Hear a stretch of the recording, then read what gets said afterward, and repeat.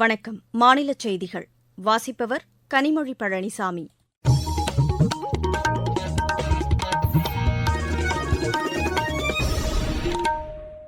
தலைப்புச் செய்திகள்.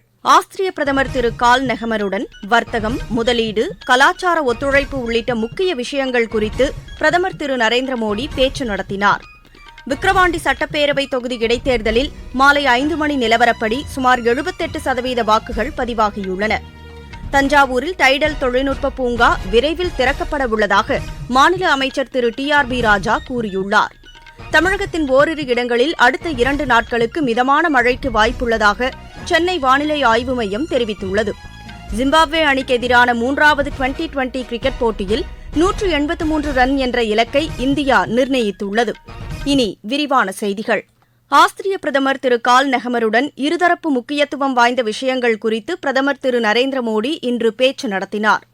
அரசுமுறை பயணமாக ஆஸ்திரியா சென்றுள்ள பிரதமர் திரு நரேந்திர மோடி இன்று வியன்னாவில் அந்நாட்டு பிரதமரை சந்தித்து வர்த்தகம், முதலீடு, அறிவியல் தொழில்நுட்பம், பசுமை எரிசக்தி, செயற்கை நுண்ணறிவு தொழில்நுட்பம், புத்தாக்க தொழில்கள், சுற்றுச்சூழல் மற்றும் பருவநிலை மாறுபாடு, கலாச்சார ஒத்துழைப்பு, இருநாட்டு மக்கள் தொடர்பு உள்ளிட்ட விஷயங்கள் குறித்து விரிவாக பேச்சு நடத்தினார். உலகளாவிய மற்றும் மண்டல அளவிலான விஷயங்கள் குறித்தும் இரு தலைவர்களும் பேச்சு நடத்தினர். பருவநிலை மாறுபாடு, பயங்கரவாதம் உள்ளிட்ட பெரிய சவால்களை மனித சமுதாயம் தற்போது சந்தித்து வருவதாக பிரதமர் திரு நரேந்திர மோடி கூறினார்.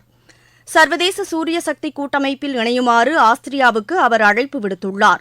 பேரிடர் சவால்களை எதிர்கொள்வதற்கான கட்டமைப்பு திட்டங்கள், உயிரி எரிபொருள் தொழில்நுட்பம் ஆகியவற்றில் இணைந்து செயல்படுமாறும் அவர் ஆஸ்திரியாவை கேட்டுக் கொண்டார். இந்திய ஆஸ்திரிய நல்லுறவுக்கு இரு நாடுகளிலும் உள்ள ஜனநாயகமும் சட்டத்தின் ஆட்சியும் வலுவான அடித்தளமாக அமைந்துள்ளது என்று அவர் குறிப்பிட்டார். உக்ரைன் மற்றும் மேற்காசிய போர் நிலைமை குறித்தும் இரு தலைவர்களும் பேச்சு நடத்தினர்.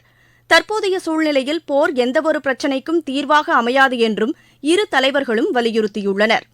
ஐநா உள்ளிட்ட சர்வதேச அமைப்புகளில் சீர்திருத்தங்களை கொண்டுவர வேண்டியது அவசியம் என்றும் அப்போதுதான் அந்த அமைப்புகள் வலுவாகவும் திறம்படவும் செயல்பட முடியும் என்று இரு தலைவர்களும் இப்பேச்சுகளின்போது வலியுறுத்தியுள்ளனர். இந்தியாவில் மேற்கொள்ளப்பட்டு வரும் உட்கட்டமைப்பு மேம்பாடு, மின்னணு கட்டமைப்பு உள்ளிட்ட மேம்பாட்டுப் பணிகளை ஆஸ்திரிய பிரதமர் வரவேற்றார்.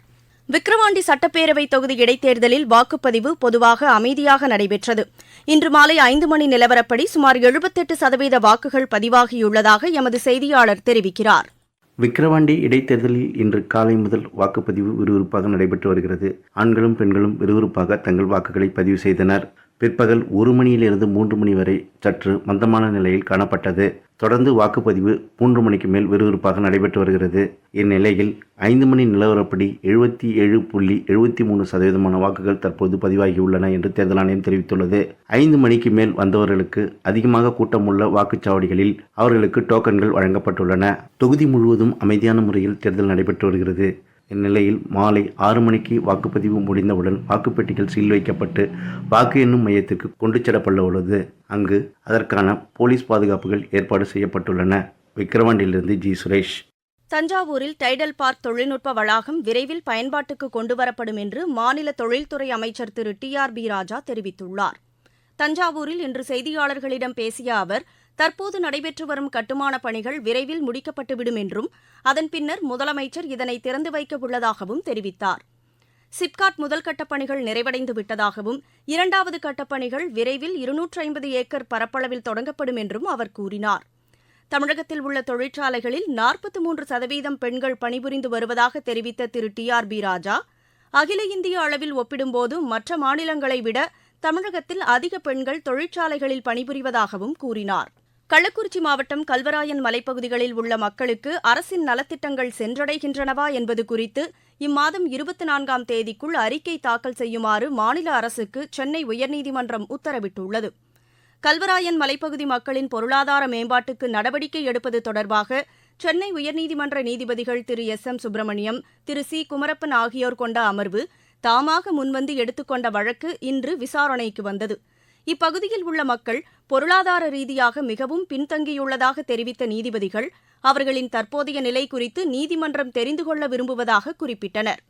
1000 சதுர கிலோமீட்டர் பரப்பளவு கொண்ட இந்த மலைப்பகுதியின் அனைத்து இடங்களிலும் பேருந்து வசதி, மருத்துவமனை வசதி உள்ளிட்டவை செய்து தரப்பட்டுள்ளதா என்று தெரிவிக்குமாறும் மாநில அரசை உயர்நீதிமன்ற அமர்வு கேட்டுக் கொண்டுள்ளது. நீங்கள் கேட்டுக்கொண்டிருப்பது மாநில செய்தி அறிக்கை. புதிய குற்றவியல் சட்டங்களின் சிறப்பம்சங்கள். முதல் தகவல் அறிக்கையை எல்லை வரையறையின்றி எந்தவொரு காவல் நிலையத்திலும் பதிவு செய்யும் வசதி. 6 வகை சிறிய குற்றங்களுக்கு தண்டனையாக சமூக சேவை. பெண் குழந்தைகளுக்கு எதிரான பாலியல் வன்கொடுமையில் ஈடுபடுவோருக்கு ஆயுள் தண்டனை அல்லது மரண தண்டனை விதிப்பதற்கான பிரிவுகள். டிஜிட்டல் ஆவணங்களை சாட்சியங்களாக சேர்த்துக் கொள்ளவும் வகை செய்யப்பட்டுள்ளது.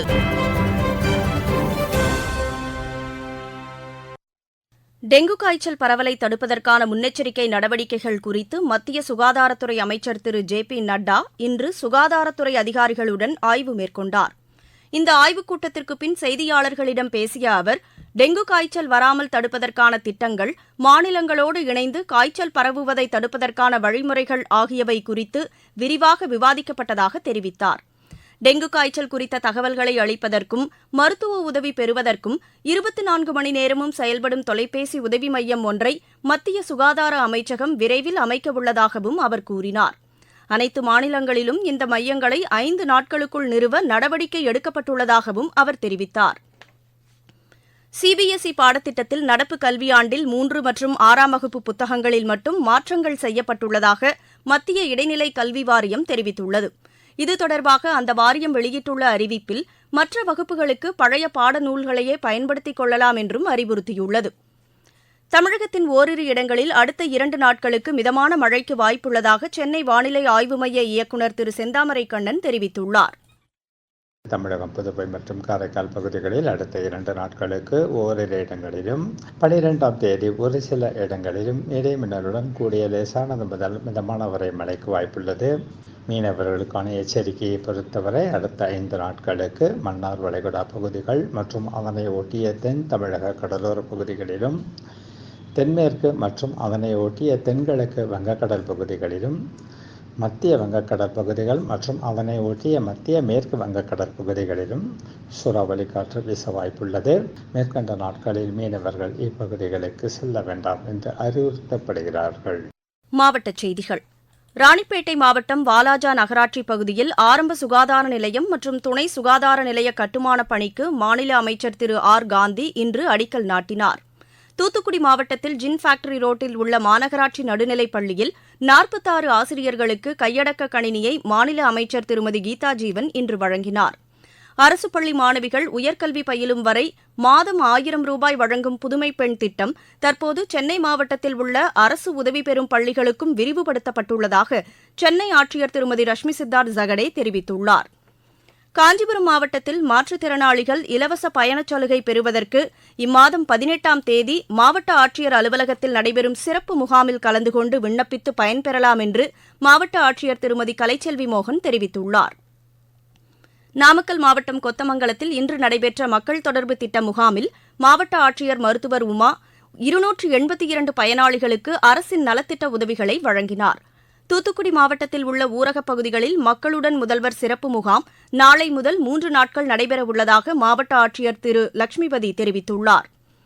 உதகமண்டலத்தில் உள்ள படகு இல்ல ஏரியை நவீன தொழில்நுட்பம் மூலம் தூய்மைப்படுத்துவது குறித்து மூத்த விஞ்ஞானி டேனியல் செல்லப்பா தலைமையிலான குழு இன்று ஆய்வு மேற்கொண்டது.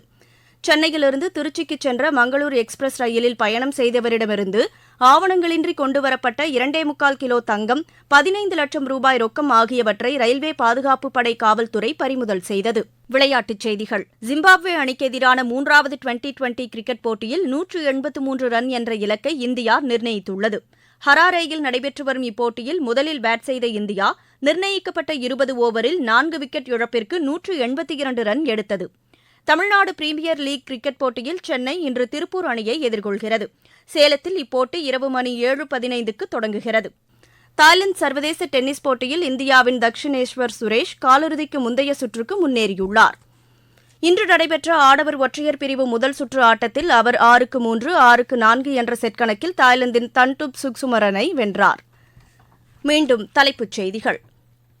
ஆஸ்திரிய பிரதமர் திரு கால் நெஹமருடன் வர்த்தகம், முதலீடு, கலாச்சார ஒத்துழைப்பு உள்ளிட்ட முக்கிய விஷயங்கள் குறித்து பிரதமர் திரு நரேந்திர மோடி பேச்சு நடத்தினார். விக்கிரவாண்டி சட்டப்பேரவை தொகுதி இடைத்தேர்தலில் மாலை 5 மணி நிலவரப்படி சுமார் 78% வாக்குகள் பதிவாகியுள்ளன. தஞ்சாவூரில் டைடல் தொழில்நுட்ப பூங்கா விரைவில் திறக்கப்பட உள்ளதாக மாநில அமைச்சர் திரு டி.ஆர்.பி. ராஜா கூறியுள்ளார். தமிழகத்தின் ஓரிரு இடங்களில் அடுத்த 2 நாட்களுக்கு மிதமான மழைக்கு வாய்ப்புள்ளதாக சென்னை வானிலை ஆய்வு மையம் தெரிவித்துள்ளது. ஜிம்பாப்வே அணிக்கு எதிரான 3வது டுவெண்டி கிரிக்கெட் போட்டியில் 183 ரன் என்ற இலக்கை இந்தியா நிர்ணயித்துள்ளது. இத்துடன் செய்தி அறிக்கை நிறைவு பெற்றது.